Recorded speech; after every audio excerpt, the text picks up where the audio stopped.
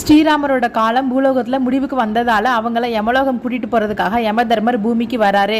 யமதர்மரை அயோத்திக்குள்ள விடாம அனுமன் அவங்க கூட சண்டை போட்டுட்டு இருக்காங்க. அனுமனை திசை திருப்புறதுக்காக ராமர் தன்னுடைய மோதிரத்தை ஒரு பாறையோட விரிசல்ல போட்டுறாங்க. அனுமன் அதை எடுக்கிறதுக்காக தன் உடம்ப சின்னதாக்கி அந்த பாறைக்குள்ள போறாரு.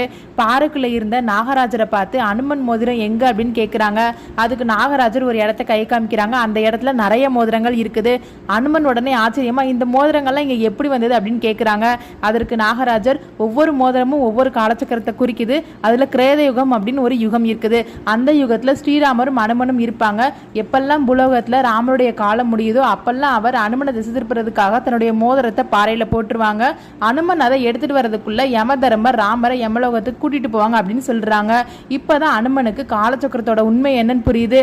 இப்ப அனுமன் மனசே இல்லாம ஸ்ரீராமரை விட்டு கொடுக்குறாங்க. உங்களுக்கு அனுமன் பிடிக்கும் அப்படின்னா மறக்காம சப்ஸ்கிரைப் பண்ணிட்டு உங்க லைக்ஸை தெரிவிக்க விடுங்க.